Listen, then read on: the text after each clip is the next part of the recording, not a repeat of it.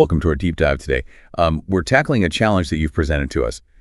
How can 369LakeMe achieve stable business growth and kind of like reclaim its position as a leader in the data lake and lakehouse space? Yeah, it's a fascinating case study. 369LakeMe, they need to make a big splash in the AWS cloud market. But at the same time, they've got to navigate this, exciting but often unpredictable world of generative AI. And on top of all that, they're aiming for pretty aggressive growth, 25% annually, with a steady acquisition of 10 new clients per month. Ambitious goals for sure. So to help us unpack this, we're turning to a somewhat unexpected source. The Goal, a business novel by Eliyahu Goldratt. Now, I know this book focuses on a manufacturing plan, which, on the surface seems pretty far removed from, data lakes and AI. Right. It might seem like an odd pairing at first glance, but trust me, The Goal offers a really powerful framework for understanding systems bottlenecks and how to optimize those for maximum output. And these principles are surprisingly relevant to 369LakeMe's situation, regardless of their industry. Okay, I'm intrigued. So where does this book even begin to connect to a company like 369LakeMe? Well, it starts with the simple but brilliant analogy, a Boy Scout hike. So the main character, Alex Rogo, he's leading a troop of scouts through the woods, and he's struggling to keep them all together. Even though each boy is walking at roughly the same speed, the line keeps spreading out, creating gaps and delays. I'm picturing this hike in my head, and I could already see how it might relate to a company's workflow. Are you saying that 369LakeMe is essentially a line of Boy Scouts, each representing a different part of their business? Exactly. The hike illustrates a key concept: dependent events and statistical fluctuations within a system. Each scout represents a step in 369LakeMe's process of acquiring and serving clients. Just like slight variations in each scout's walking speed cause the line to spread out. There will always be variations in how fast each stage of 369LakeMe's process operates. So even if everyone at 369LakeMe is working hard and doing their best, there will inevitably be fluctuations that impact their overall speed. Right, precisely. And this is where the concept of a bottleneck comes into play. So the book introduces us to Herbie, the slowest hiker in the troop. Poor Herbie, despite his best efforts, he can only go so fast. And his speed ultimately determines the speed of the entire group, no matter how fast the scouts in front might be. They can only go as fast as the person in front of them. And that eventually leads back to Herbie. So Herbie, the slowest hiker, is actually the most important factor in the group's overall progress. It sounds counterintuitive, but I think I'm starting to see how this applies to 369LakeMe. Think of it this way. 369LakeMe's Herbie is their bottleneck, the slowest point in their client acquisition process. It could be anything, from lead generation to technical expertise to onboarding procedures. And just like in the hike, the bottleneck speed will dictate the overall speed of their growth. Okay, that makes sense. But 369LakeMe is facing some very specific challenges. They're trying to break into a new market with AWS clients, and they're trying to do it while leading the charge in the generative AI space. How does this Herbie concept help them address those challenges? That's where the real work begins. 369LakeMe needs to identify their Herbie in the context of their AWS expansion and their generative AI initiatives. Where are they experiencing the biggest slowdowns? Is it in attracting AWS-specific clients? Is it in integrating their data lake solutions with AWS infrastructure? Or is it in developing and deploying generative AI features that meet the specific needs of AWS users? These are the questions they need to be asking. So finding their Herbie is the first step. But how do they actually exploit this bottleneck to achieve the kind of growth they're aiming for?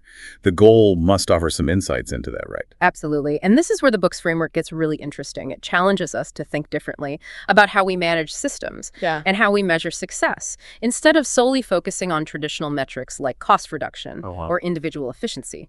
The Goal encourages us to prioritize throughput, the rate at which the system generates money through sales. So in 369LakeMe's case, throughput would be the rate at which they convert leads into paying clients, specifically within the AWS market, right? And this needs to be their primary focus if they want to achieve those ambitious growth goals. You got it. It's not enough to just be efficient or to cut costs. They need to ensure that their system is effectively generating revenue, particularly in the AWS space, where they're trying to gain a foothold. Okay, I'm starting to see how this all ties together. They need to identify their AWS-specific Herbie, and then focus on maximizing their throughput through that bottleneck.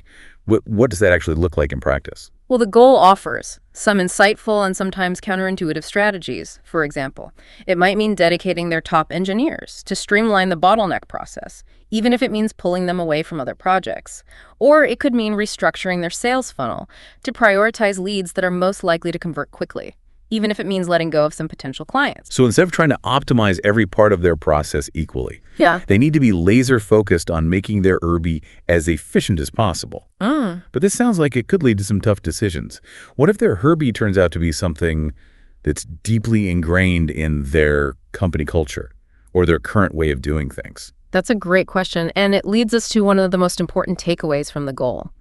It's not enough to just identify the bottleneck. They need to be willing to challenge their assumptions and make bold changes, even if it means questioning some of their most cherished practices or beliefs. So are you saying 369LakeMe needs to be prepared to shake things up a bit? Exactly. They need to be willing to step outside of their comfort zone and consider solutions that might seem unconventional or even counterintuitive. All right, we've laid out the challenge and identified the first step, finding their Irby. Now let's dig deeper into what 369LakeMe can actually do to exploit this bottleneck and achieve the growth they're aiming for. Absolutely. And the goal offers some surprisingly relevant strategies for achieving just that. The goal introduces a few key metrics that might help 369LakeMe. And they're actually pretty simple. We've already touched on throughput. But to really understand how to maximize it, you need to consider two other factors: inventory and operating expense. Okay, break those down for me in the context of 369LakeMe. How should they think about inventory and operating expense? So inventory represents the money that's tied up within the system. For 369LakeMe, this could be the resources they've poured into developing their platform, their marketing efforts, or even the time and expertise of their team while they're working on closing a deal, especially a complex one with a potential EWS client. So it's not just physical products sitting on a shelf. Inventory is also the time and resources that are invested before you actually generate revenue. Exactly. And then there's operating expense, which is the money the system spends to turn inventory into throughput. For 369LakeMe, that would include things like salaries, marketing costs, cloud infrastructure expenses, all the costs associated with running their business and acquiring clients. Well, I'm guessing the goal doesn't advocate for just slashing inventory and operating expenses across the board, right? That seems like it could backfire, especially if they're trying to grow and innovate. You're right to be cautious. The book actually critiques the traditional cost-focused management approach. It argues that blindly cutting costs can actually harm throughput if it negatively impacts your bottleneck. Interesting. So how does 369LakeMe strike the right balance? They clearly need to be mindful of their spending, but they also can't let cost-cutting become an obstacle to growth. So what's fascinating here is that the goal suggests that sometimes you need to spend more money in certain areas to maximize throughput. For example, if their bottleneck is in onboarding new clients, it might make sense for 369LakeMe to invest in additional onboarding specialists or develop more robust onboarding materials, even if that increases their operating expenses in the short term. So the key is to be strategic about where you cut costs and where you invest. It's about understanding how each decision impacts your bottleneck and ultimately your throughput. Precisely. And this might require 369LakeMe to challenge some of their existing assumptions. They need to ask themselves, are there any sacred cows, policies or practices that seem untouchable but might actually be slowing down their throughput? Could you give me a concrete example of what a sacred cow might look like for 369LakeMe? Sure. Let's say 369LakeMe has a policy of requiring multiple levels of approval for every new client contract, even for relatively small deals. This might have been put in place to minimize risk, but if it adds significant delays to the onboarding process, it's actually acting as a bottleneck. It's like adding another Irby to their hike. Slowing everyone down. Exactly. And in this case, streamlining the approval process, even if it means taking on a slightly higher level of risk, could significantly boost their throughput. Okay, I think I'm really starting to grasp the power of this framework. It's about looking at your entire business as a system, identifying the constraints within that system, and then making strategic decisions to optimize the flow through those constraints. It's not always about doing more. It's about doing things differently. You've got it. And this leads us to another crucial concept from the goal: the importance of ongoing improvement. It's not a one-time fix. It's a continuous process of identifying and exploiting bottlenecks, adapting to changes, and constantly looking for ways to optimize the system. So even if 369LakeMe achieves their goal of 10 new clients per month, they can't just rest on their laurels, right? They need to keep looking for ways to improve, especially as they scale up and the market evolves. Absolutely. Reaching their targets is fantastic, but the focus needs to immediately shift to what can be improved to maintain that momentum. They need to be asking, what's the next bottleneck that's preventing us from growing even faster? What are the emerging challenges in the AWS and generative AI space that we need to address? So it's a never-ending quest for improvement. There's always another Irby lurking around the corner, waiting to slow things down. That's a great way to put it. And that's why the goal emphasizes the need for a mindset shift. It's about moving away from a static view of the business and embracing a dynamic, constantly evolving approach to growth. All right, I think we've covered a lot of ground here. We've explored the core concepts of the goal, from dependent events and bottlenecks to throughput and the importance of ongoing improvement. We've also connected these concepts to 369 LakeMe's specific challenges and goals. And we've highlighted some key questions for 369 LakeMe to consider. Where are their bottlenecks in the context of their AWS expansion and their generative AI initiatives? Are they making decisions based on local efficiencies? That might be harming the overall system. Are there any sacred cows that need to be challenged? But the goal is more than just a set of questions, right? It also offers some practical strategies for exploiting bottlenecks and achieving sustainable growth. I'm curious to explore those in more detail. You're right, and some of those strategies might surprise you with their simplicity and their power. So far, we've established that the goal emphasizes the importance of identifying and exploiting bottlenecks. But it's not always about brute force, right? What are some of those subtler strategies that 369 LakeMe could use? One of the most impactful approaches is what Goldratt calls elevating the constraint. In the context of the hike, remember how Alex Rogo took some of the weight out of Herbie's backpack and distributed it among the faster hikers? This simple act made a huge difference in the troop's overall speed. Right, because it allowed Herbie to move more quickly without overworking him.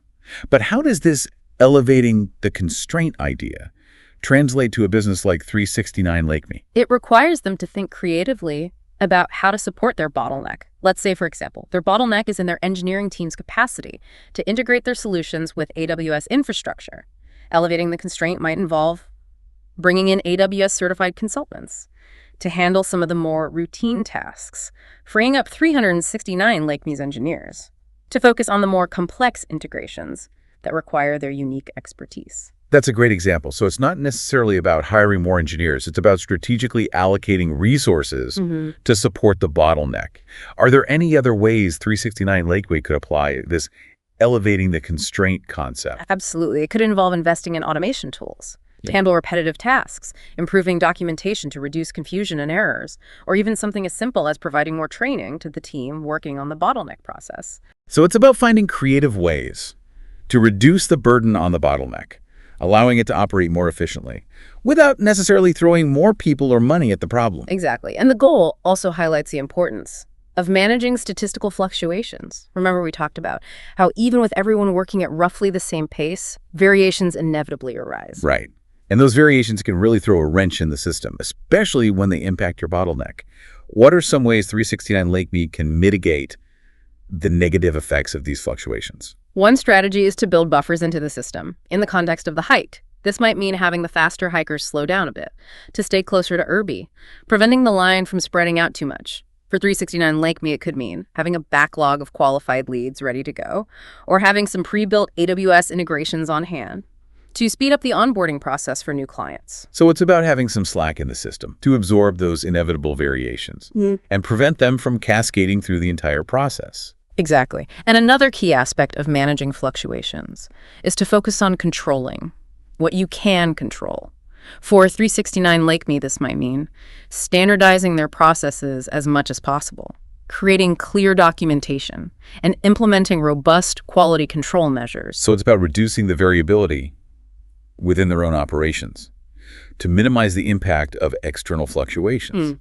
They can't control. That makes sense. Now, the goal is about so much more than just optimizing processes, right? It also touches on the human element, the psychology of change. How does that play into 369 LakeMe's journey toward achieving their goals. That's a really important point. In the book, Alex Rogo faces resistance from his team when he tries to implement new ideas, and 369LakeMe likely will too. It's human nature to resist change, especially when it challenges established ways of doing things. Right, people get comfortable with their routines and their current processes. How can 369LakeMe overcome this resistance and get everyone on board with this new way of thinking? Communication is key. They need to be transparent about the challenges they're facing, the goals they're trying to achieve, and how these new approaches will ultimately benefit the entire organization. So it's not just about telling people what to do, it's about explaining the why behind the changes and getting their buy-in. Absolutely. And it's also about involving the team in the process. Instead of dictating solutions from the top down, 369LakeMe should encourage their employees to identify bottlenecks, brainstorm solutions, and take ownership of the improvement process. So empower the team to become bottleneck detectives. That's a great way to foster engagement and make sure everyone feels invested in the company's success. Exactly. And that leads to another crucial point. Strong leadership is essential for guiding this transformation.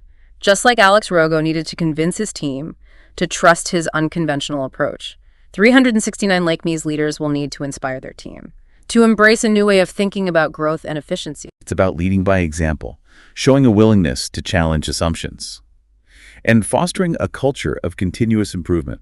Now, I know we've been talking a lot about theory and concepts, but I'd love to bring this back to some concrete actions 369LakeMe can take.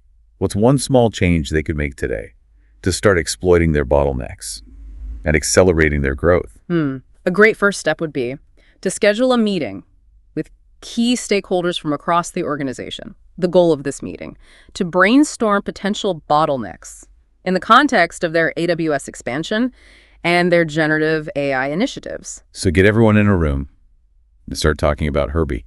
What else could they do in that meeting? They could analyze their sales funnel to see where leads are getting stuck, particularly those coming from the AWS market. They could also review their onboarding process to identify any steps that are unnecessarily time-consuming or complex, especially for clients who are new to the world of data lakes and lakehouses. Those are great starting points. It's about taking that first step, even if it's a small one, to start putting these concepts into action. Exactly. And remember, the goal is not a prescriptive guide with all the answers. It's a framework for thinking about systems and bottlenecks. It encourages you to question assumptions, experiment, and continuously adapt to find what works best for your specific situation. So it's a journey of continuous improvement, a quest to find and conquer those pesky Herbies that are lurking within their business. Well, our deep dive into the goal has given us a unique and surprisingly relevant framework for 369LakeMe to achieve their growth objectives. But the real work starts now, with you taking these insights and applying them to their specific situation. And remember, the book itself goes into much greater depth on these concepts. It's a powerful read for anyone looking to improve their understanding of systems bottlenecks and the principles of continuous improvement. I highly recommend revisiting it for a deeper dive. Until next time, keep learning, keep questioning, and keep pushing those bottlenecks.